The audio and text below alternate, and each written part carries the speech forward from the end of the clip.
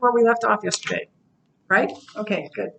We are in John 7, John 14. We are at the page where it says results of Jesus teaching in the temple and that the people marvel at his brilliance. I'm going to go back and forth between the curriculum and your curriculum and my curriculum a little bit here.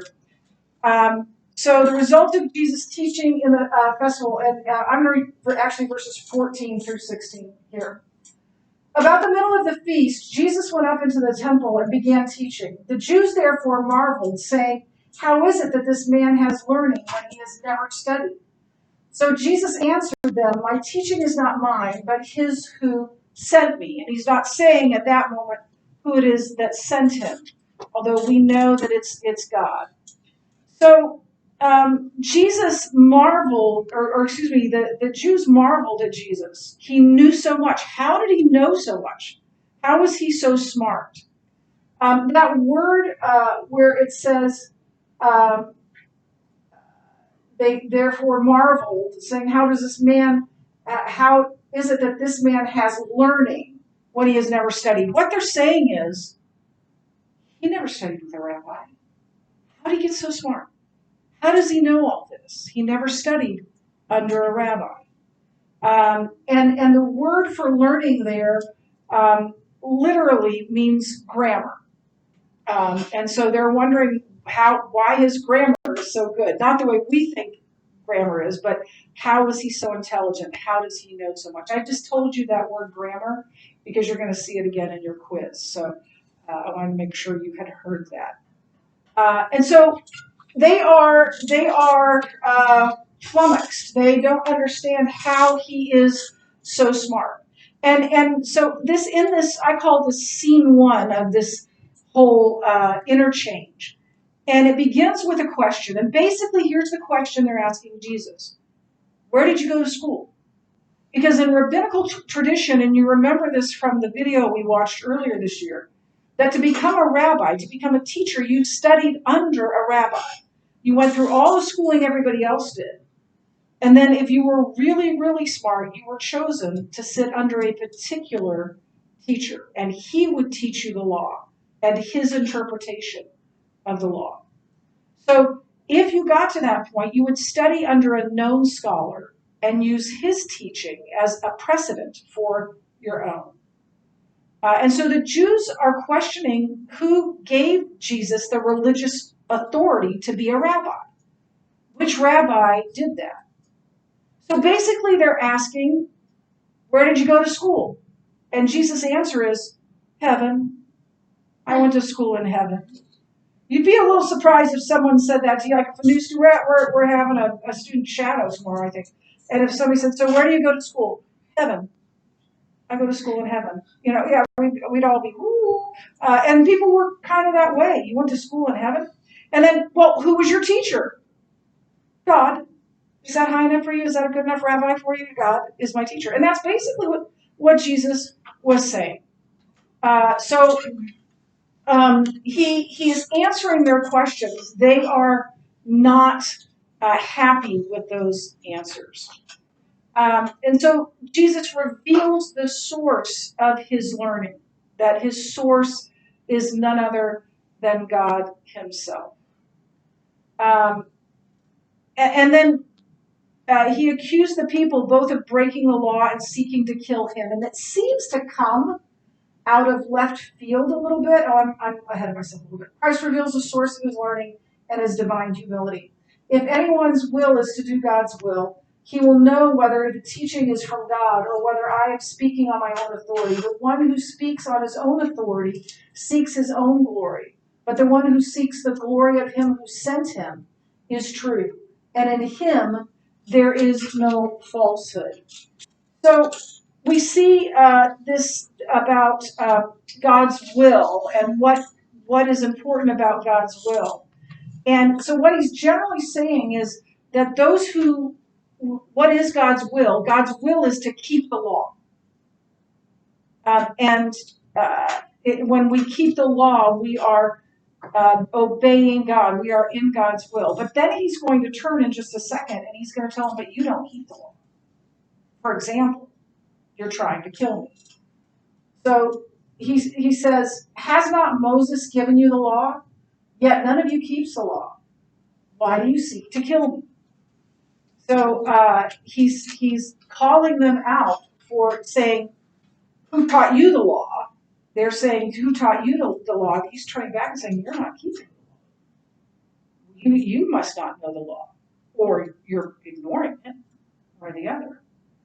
Because you're not keeping the law, you're trying to kill me. Now, the people are going to say, why does he think they're trying to kill him? They weren't aware of how angry and vengeful the leadership was at this point. So he accuses them of breaking the law and of trying to kill him. Now, the people denied that.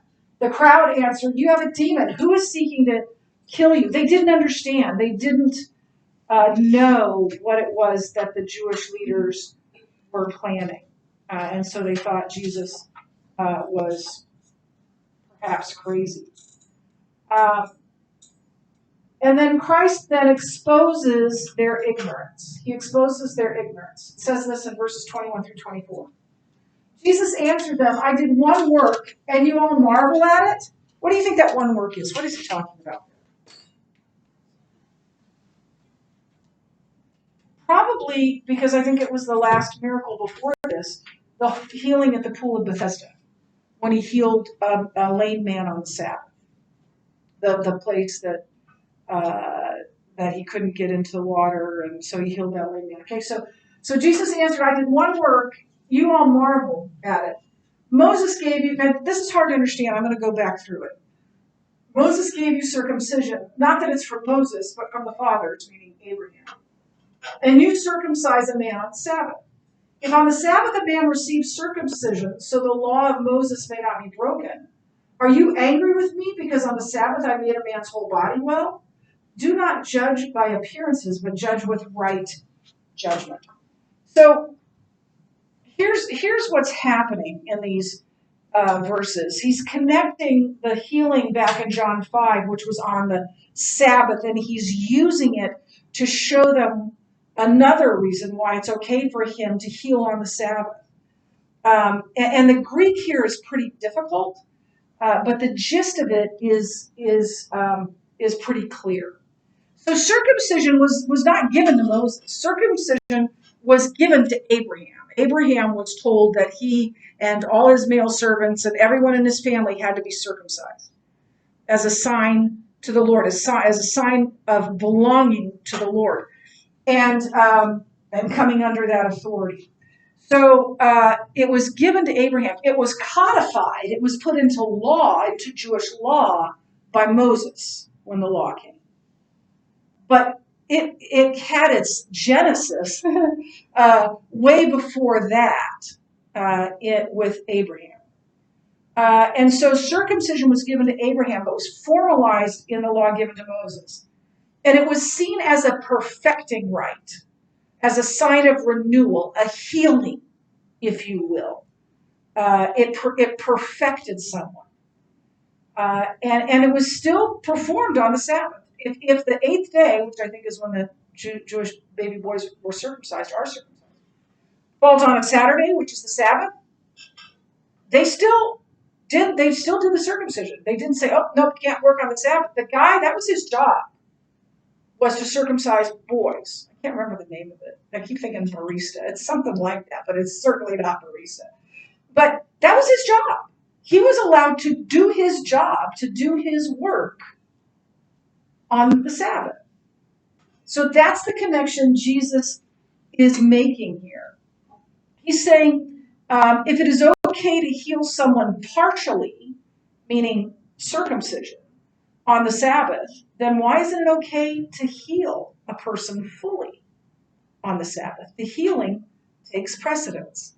Hi. Just double checking. Do you still want us? Absolutely. Come on down. Yeah, that'd be great. Okay. We'll see you in a minute. So let's read back through this again, and I think you'll see that in his words. I did one work, and you all marvel at it. Moses gave you circumcision, though it was not from Moses, but from the fathers. And you circumcise a man on the Sabbath.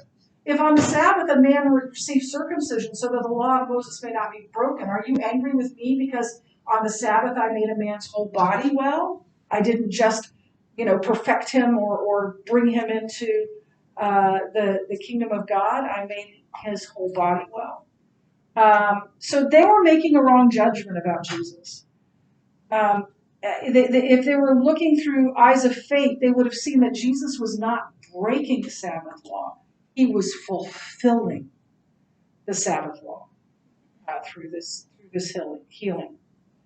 So I don't want to say anything. So then the people grow even more confused after this. The people become even more confused. It says this. Some of the people of Jerusalem therefore said, "Is not this the man whom they seek to kill? And here he is, speaking openly. They say nothing, and they say nothing to him. Can it be that the authorities really know that this is the Christ? But we know where Christ comes from." So these people believe that Messiah couldn't have grown up in Nazareth. And what they're saying is, we know he's from Nazareth, so he can't be Messiah. Because they have the belief that they wouldn't know, that Messiah would just appear suddenly and you wouldn't know where he came from. They were wrong about that. The Old Testament says that Messiah will come from Bethlehem. Now, even if they knew that, they'd say, well, you're from Nazareth, you're not from Bethlehem. Not knowing that he was born in Bethlehem. So there's a whole lot of misunderstanding going on here. And we see that theme over and over and over again in John. And so Jesus then claims to be Messiah.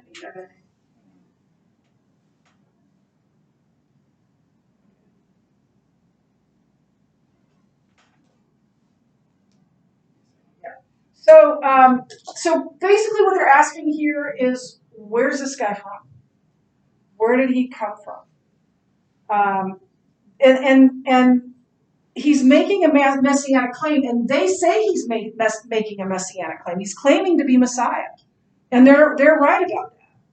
But they held the mistaken belief that Messiah would appear suddenly and bring immediate deliverance. So how can he be Messiah? Because they know where he's from. And so this is Jesus' response. Jesus claims to be the Messiah. So Jesus proclaimed as he taught in the temple, "You know me and you know where I come from, but I have not come of my own accord. He who sent me is true, and him you do not know. I know him, for I come from him, and he sent me." This is a little hard to understand. And in the original Greek, there is no punctuation. But there are scholars who believe that first sentence that he says, "You know me," is actually a question. Like, you know me? Or you think you know me? And then he says, "You know me and you know where I come from, but I have not come of my own accord. He who sent me is true, and him you do not know. I know him, for I come from him, and he sent me." He's saying, you really don't know about me. Now, when he says, "He who sent me is true," he's not saying that God is real, but he's saying God really did send me. It's true that God sent me. But they don't even know God, he says. A pretty harsh thing to say, but it's true. And so the Jews seek to kill him. So they were seeking to arrest him, but no one had laid a hand on him because his hour had not yet come. So the people are divided again. Some were seeking to arrest him, but they couldn't because of, I want to make sure, okay, because it wasn't his hour. The hour had not yet come. But the people were divided. Many believe in him, yet many of the people believed in him. They said, "When Christ appears, will he do more signs than this man has done?" I love that last slide. The answer is, look at the signs he's doing. Is he Messiah? And they want to believe that he is Messiah. And so they are what am I going to say here? The people believed on him, and it was the feast of the harvest, a feast celebrating the harvest. And Jesus is gathering his own harvest here and still today, gathering his own harvest at this feast, celebrating a different harvest. He is gathering a much more important harvest than that. But the people don't understand. Some of them don't want to understand. Some of them don't want anything to do with him. But others believe. It is still Christ's desire to gather a harvest. But it's Satan's desire to not allow that, to come against people coming to Christ. And we need to push back on that. The Pharisees heard the crowd muttering these things about him, and the chief priests and Pharisees sent officers to arrest him. Jesus then said, I will be with you a little longer, and then I am going to him who sent me. You will seek me, and you will not find me. Where I am, you cannot come. The Jews said to one another, where does this man intend to go that we will not find him? Does he intend to go to the dispersion among the Greeks and teach the Greeks? This is a misunderstanding again. He says, I'm going away. He means I'm going to die. And they think he's going out to the Gentiles and to teach the Gentiles. What does he mean by saying, you will seek me and you will not find me? Where I am, you cannot come. And again, we see this misunderstanding in John's gospel. So we're gonna end that there, and the next lesson will be about Jesus' words during the feast in the temple about being living water. But we're done with this. We'll do the quiz tomorrow, and then I'll have you fill out this survey.